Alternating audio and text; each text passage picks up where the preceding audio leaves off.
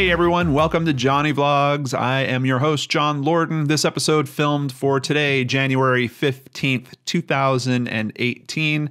I got something I want to let you guys know about. It almost became a brain scratch, but I couldn't quite find enough information to make it a full-blown brain scratch, but I think there's a lot of value to it, so I want to let you guys know about it. But before that, we have to thank our wonderful new Patreon supporters and my old ones. Hey guys, thank you so much. Starting on Patreon support now, Brandon Yoder, which I believe I've said your name before, Brandon, so I think you might be coming back. Stephanie Lowe is now pledged. Shay Marshall, Bernard Ryder, and Felicity Lester, all now pledged on Patreon. Thank you guys so much. It is so important. I can't do it without your guys' support, and I really appreciate it.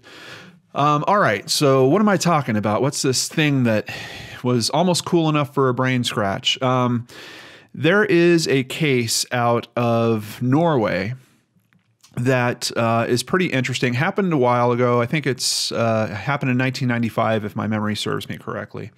And I had a brain scratcher reach out to me. Her name is Stina or Stina. I'm not sure how it is properly pronounced, but she wanted to let me know about this thing called Mystery at the Oslo Plaza. And essentially, it is a body that is found in a hotel room. The question is raised, is this someone that ended their own life? Did someone possibly murder this person? There are a couple of very interesting points in this mystery that could really lead you in either direction, which I'm sure you guys are saying, hey, that sounds like a decent brain scratch. It does. The main problem I had was I couldn't find enough independent sources to kind of cross-reference the information, which I need for brain scratches. Primarily, there is one very good source, but why I'm telling you guys about it is because the way that they have presented the information is so good. I think it is worth your time to dig into a few websites and really get a sense of this mystery for yourself. Now, the first link I'll have down below for you is to an actual article that is written about this. It looks like it was published just in September of 2017. So the article is more recent. Of course, we're talking about something that happened back in June of 1995. But I have to tell you, it's an extremely well-written article. It has been translated to English. It's not just using like Google Translate or something like that. It's a solid translation. So easy to read, extremely captivating. There's just so many interesting questions. I mean, this woman didn't seem to have any makeup with her, or at least that stuff wasn't left in the room after she was found dead. One pair of shoes, only one pair of pants, which were like pajama pants and nothing else, despite the fact that she had several blouses. There's just many, many interesting questions. Really makes you wonder, not the least of which is she checked in with a false identity and removed all the tags from her clothes. So one of the theories that actually kicks around in this is, was she working as some kind of spy or some type of operative? Is that possibly related to what happened to her? A bunch of great questions come out of reviewing this. So I really wanted to let you know about the article. But on top of that, they have a website dedicated to this case. That'll be the second link that you see down below, where they have the evidence. They have basically gotten pretty amazing cooperation from the investigators on here. They have tons of photos. There's even what they call a TV documentary. It's a 30-minute piece. It is in Norwegian, but it is subtitled in English. I was considering maybe reviewing that for Itchy Mysteries, but quite honestly, I didn't find the documentary to be very good. Particularly the first half is practically useless. The last 10 minutes are somewhat interesting. So if you do get through all this research and you're looking to scratch that brain a little more, I suggest you check out the TV documentary, but just jump to the past 10 minutes. There's some information by gunshot experts that is extremely intriguing about this case. But the second link down below, you're going to see not only do they have photos of all the important evidence, they have this really cool feature called Explore the Room. And what it is basically like a 3D model recreation of the actual room. And there's all these different parts where it's highlighted and you can click on those parts and it'll take you to a real photograph of what was actually at that spot. And it just occurred to me that it is such a good presentation for a crime scene. I really wish that more publications would start following this. It would be great if, just as a normal standard practice and procedure thing, if police departments and investigators would start using 360 cameras and collecting information in this way. It really is neat to be able to look around the room, to see what was important, what was highlighted by the photographs, to go through those photographs in that format. Just gives you a much better sense of what's actually going on there.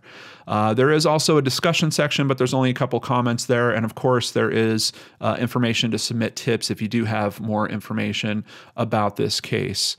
What this case really boils down to is almost one of those, oh gee, we've had a few of them on the channel now where someone goes somewhere and they use a false identity and they wind up dead. And the big mystery is, how do we find out who that person was?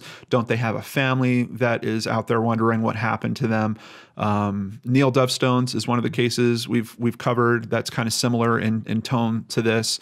But this is one that still hasn't been cracked. You know, DNA in 1995 wasn't exactly where it is now. If you do watch the documentary or read through the article, you'll come to learn that they have obtained a new DNA sample in this case. I'm hoping that they'll use that to possibly look for familial matches, even if they can't find a direct match to who this woman is that called herself Jennifer Fairgate, if I remember correctly. Very interesting, really well done. The way that the article is written, you're going on the mystery with the reporter that's kind of discovering all this evidence, trying to chase down the leads. Just wasn't quite enough. There just wasn't quite enough for me to make that into a full-blown brain scratch. And like I said, I didn't have multiple sources to really parallel the information. It's a little tough, particularly when you're researching cases that are in other languages, which I have done before. It really slows things down, and it makes for a lot of room for confusion, which I don't like. So typically on the channel, I will have someone that can speak that language, do the research, and then relay the information to me, which I've been fortunate to have in a couple cases. But in this case, it's still a great mystery. Just looking at the two links down below, I'm pretty sure you'll be able to spend 30 minutes, maybe an hour cracking into it for yourself. It's a case that has really intrigued me to look into. I think for many of you out there, if you have a little extra time today, you want to kick into a mystery, I think this will be time well spent for you. And if nothing else, the second website is just such a good presentation of how this type of case should be presented.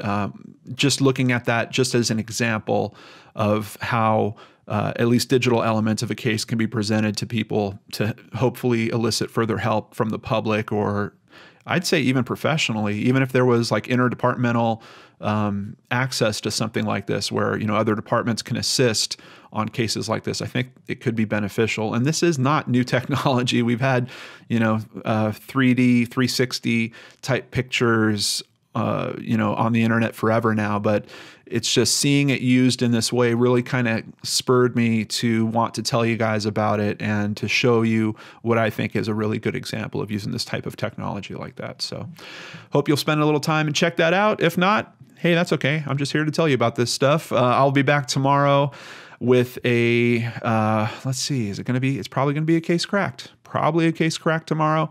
And after that, of course, Searchlight all the way through Itchy Mysteries to Brain Scratch at the end of the week. It's another week here on the Lord and Arts channel. Thank you so much for being a part of it. Hope to see you back here tomorrow. Take care.